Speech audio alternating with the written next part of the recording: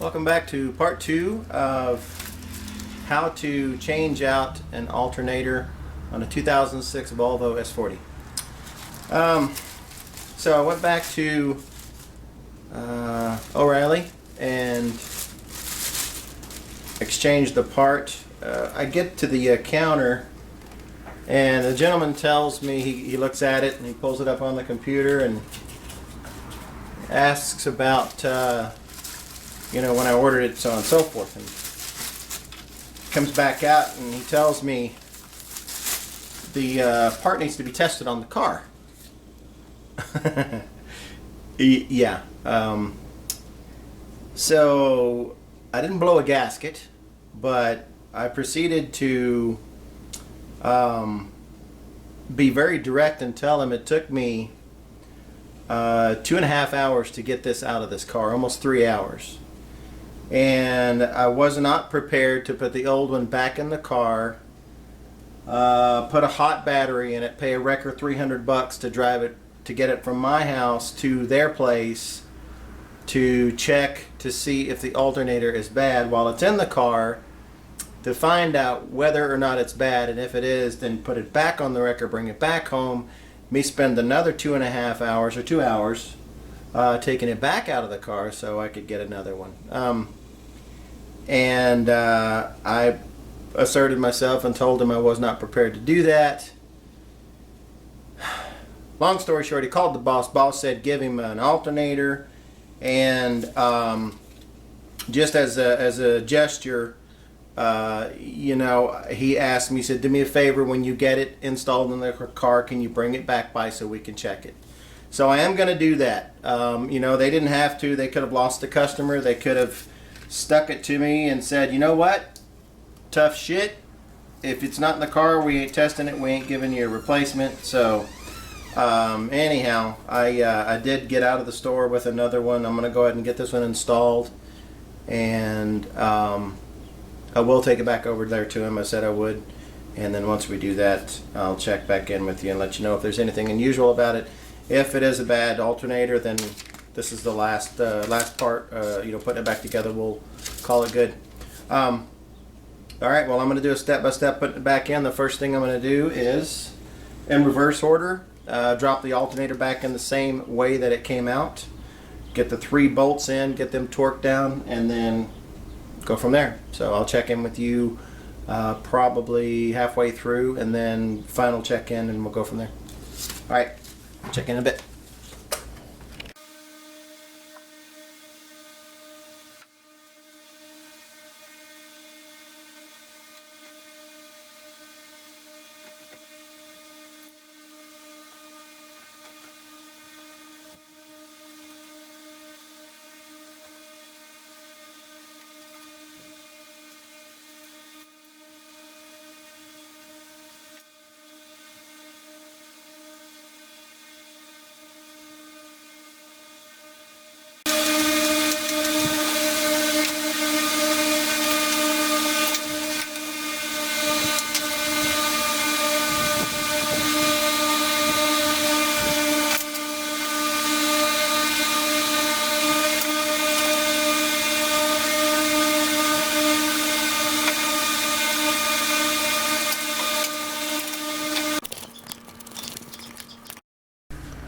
Okay, one thing that I did want to show you guys on the way back in, I already got the alternator back in through the hole, same way it came out.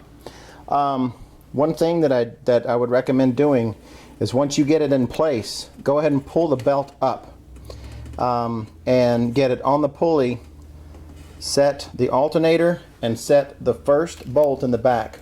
Let it be the one on the top here. Okay? What that's going to do, it's going to hold the alternator in place, number one. Number two, I don't know if you can see or not, but there's maybe a quarter of an inch gap between the alternator pulley and the front body rail right there.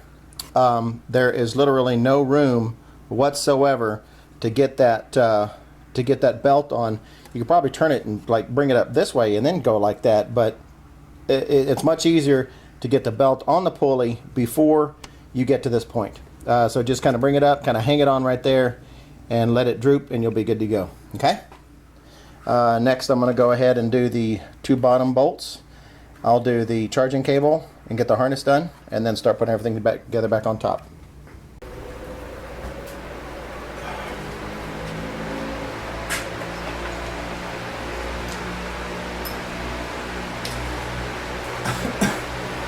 Make sure you use the right bolts.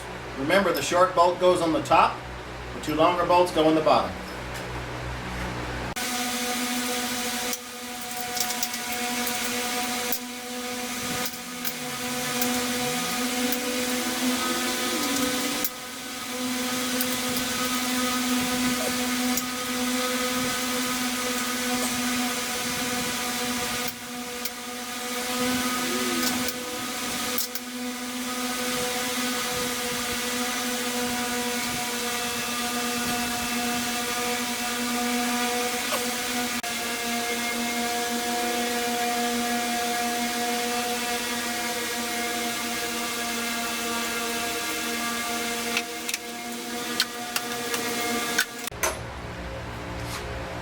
Reconnect the harness connector and the plug to the alternator.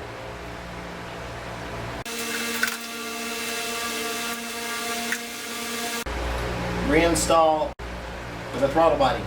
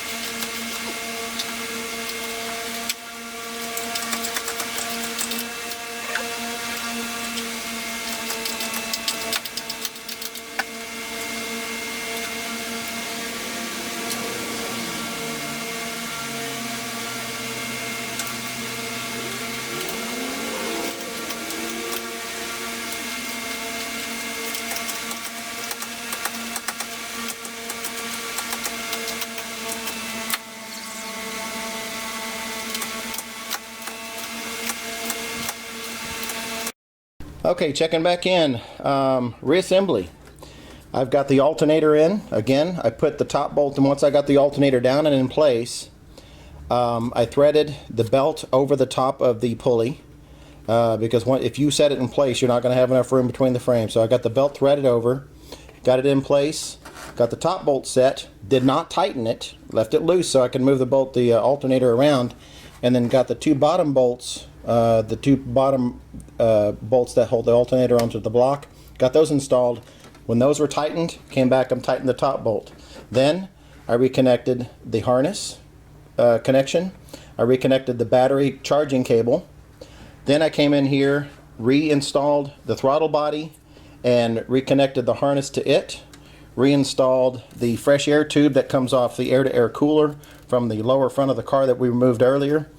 Got that reinstalled, got the clamps tightened down. Just got through installing the last bolt that I had, 10mm head bolt that just got through installing the last one I had. Dipstick tube is in place. Dipstick is now ready to go back in. I'm going to go ahead and get that installed right now.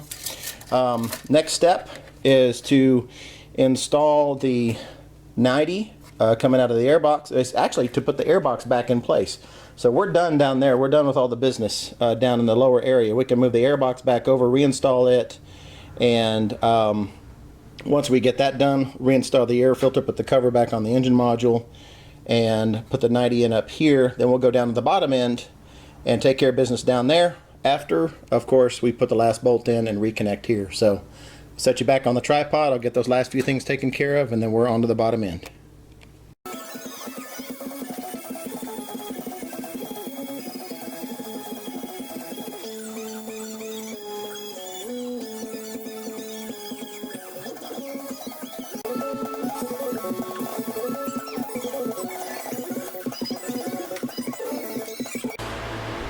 Okay, with the top end all put back together, we got the cold air intake tube tied back into the air-to-air cooler on the bottom, and the throttle body on the top. We got the dipstick tube reinstalled. We moved the air box back over and got it set in the ball and socket connections. So that's set back in place. We reconnected the air cross tube on the top with the clamps and the bolt. Let's see, we also reinstalled the air filter. Don't forget your gasket, your rubber gasket, if you took that off when you removed the air filter. Now what I did when I reinstalled, when I set the alternator in place, I went ahead and once I got the bolts in place, I went ahead and retensioned the belt. I reinstalled the serpentine belt for the alternator and retensioned it. And let's see if I can zoom in on it. Oops, sorry. I went ahead and reinstalled it, and now all I need to do, and again, don't forget that the tensioners, the one in the back here, you're going to go in reverse direction. So I've already got the alternator belt installed and getting ready to do the primary drive belt, which goes from the crankshaft pulley down to the AC pulley. Go ahead and get it installed. And again, we're going to go the opposite direction of what we did when we removed it.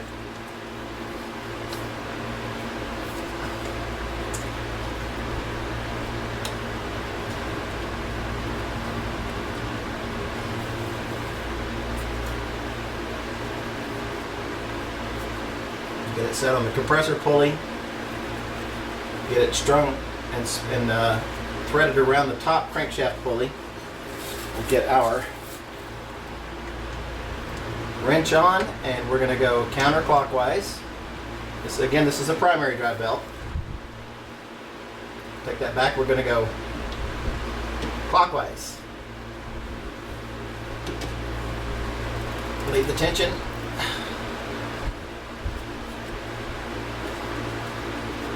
Get it up around the crankshaft on the top. Spread it all the way around down on the bottom there. There we go. Nice. Okay. Slowly release it.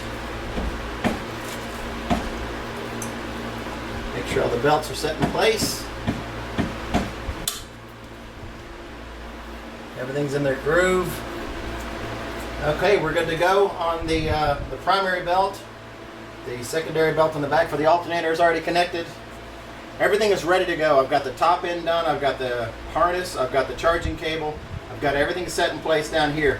Now I'm going to go ahead, what I'm going to do is I'm going to go ahead and I'm going to start the car before I put everything back together and check the operation. One thing that I did do, and I didn't show it on the video, is on the front, under the bottom, I removed the gravel guard. And what this is this basically goes under the car. There's 3 screws across the front and 2 in the back. It goes in the front of the car to keep the gravel from coming up in and getting into the engine and getting into the drive belts and whatever the case might be.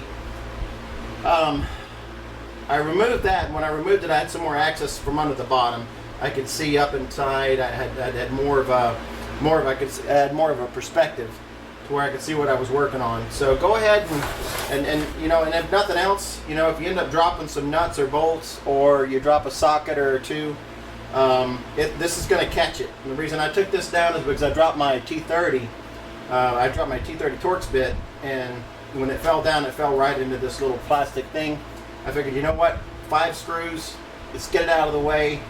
I got a better angle. I can see everything that's going on up there. That's going to be the last thing to go in. But I'm going to go ahead and get it started up right now and go through the check, make sure that the power system alerts have gone off on the information display, and then we'll go from there. So stand by, and we'll get her started up, and we'll run it through its paces.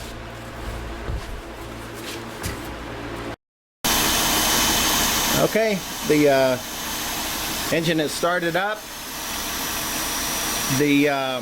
Everything works fine. All the belts are in line. And what I did, and when I was talking to O'Reilly, I mentioned something about, the old school way of testing an alternator to find out if it's putting out enough voltage to operate the electronics in the car. And basically, once you get the engine started, you disconnect the positive cable, and the alternator should put out enough voltage, not necessarily current. You won't be able to run your appliances, accessories like air conditioning and all that other stuff. But just to keep the engine running, keep the ignition going, and the instrument cluster active, the alternator should be able to carry that kind of current. And so what I did was got the engine started and disconnected the positive battery cable, and the engine continued to run. Now previously, what prompted me to change this alternator out was when I disconnected the positive cable, the engine died immediately. So that told me that the alternator was not putting out any type of voltage whatsoever. It's in, it's operating, it's running now. I'm going to go ahead and get everything reinstalled. And I'll check back with you guys here shortly. It's getting hot. Oh, I'm ready to wrap this up. Get it checked off on my list of things to do. Here in my garage right now, we're looking at 102 degrees. I've had enough. I hope this has provided a little bit of guidance and some how-to. But let me get this shut down, get things cleaned up, and we'll check right back in with you.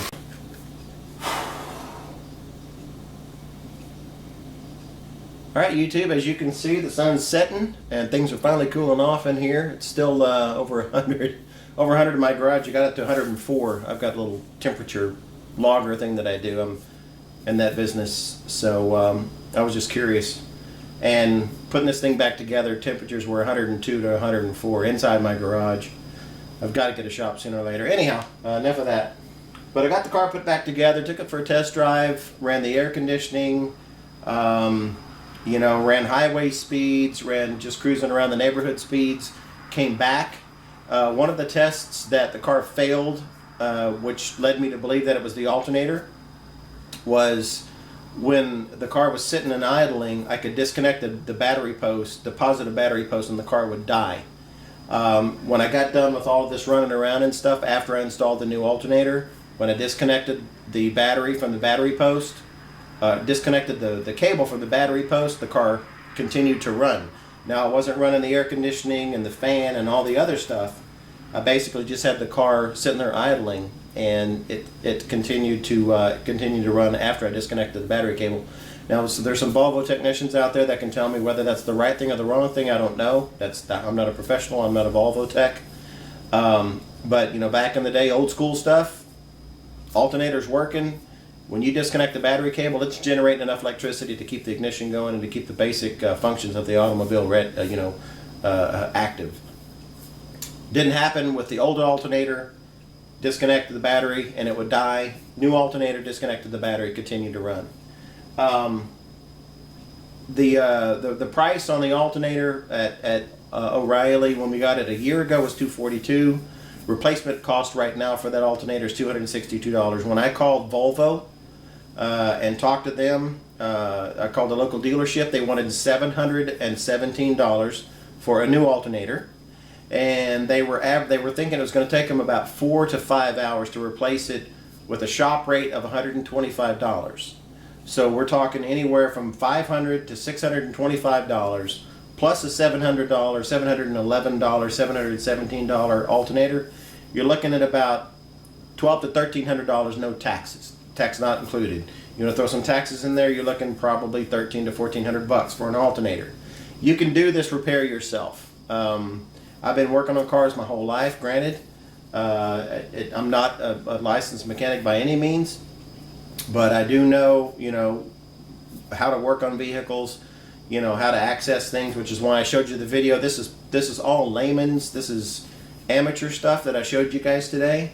I tried to give you as much information as I could to show you what's going on. I don't think there are any gremlins and any ghosts in the machine that are going to say, well, it's not the alternator, it's not the battery, it's something else. It's either going to be one or the other. Either your alternator is charging and providing enough voltage to recharge your battery, or your battery is not taking a charge and killing the system.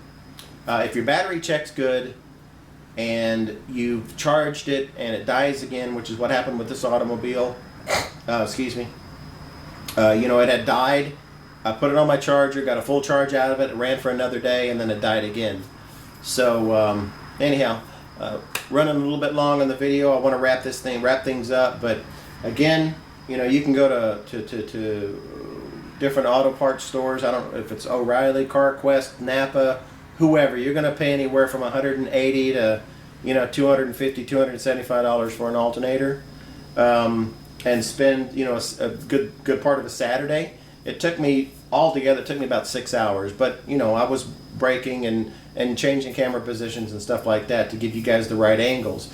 If I had gotten after it, I've done it once already. If I had gotten after it, I could have had it out in about 2 hours and back in about an hour and a half. So, you know, 3.5 hour change out for me. I mean, even if you spend all day on a Saturday, you got the right tools. Make sure you have the right tools. Don't skip. Don't try Allen wrenches when you need to be using Torx wrenches.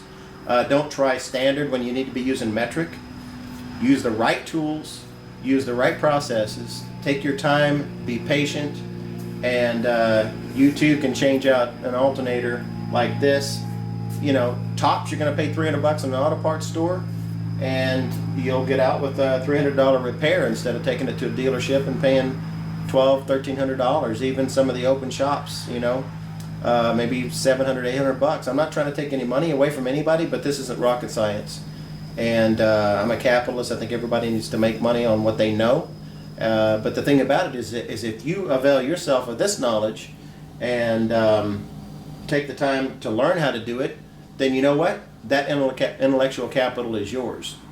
And there's no reason to pay for anybody else for it. So I will I'm gonna go ahead and back out now. I hope you guys have learned something. I hope I've been, you know, it's been beneficial. If you like what you see, let me know. If you don't, let me know. Thumbs up, you know, thumbs down. If you thumbs down, let me know why you thumbs down me. You know, if I'll talk too much, the angles are bad, if the background noises or something, don't just give me a thumbs down just because, you know, nothing. Let me know what I did wrong so I can fix it next time. Anyhow, and if any of the YouTube Garage gang is watching me right now, I hope you guys are doing well. I'll be checking in with you on the El Camino and the Monte Carlo here before long. Everything else is going on right now.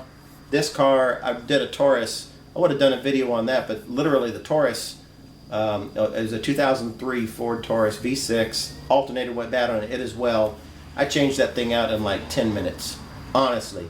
3 bolts, get it out. 3 bolts, put it back in, start it up, and she was back on the road. So that wasn't even worth the edit time. Tauruses are easy, but this one was this is an access issue. This is a difficult one, but anyhow, they're good cars. Just every once in a while you get a lemon of a part. But take care. We'll see you guys on the next one. YouTube Garage Gang. I'll be checking in with you guys hopefully soon. I'll get back to the things that really drive my passion. All right. We'll talk to you guys later. Peace.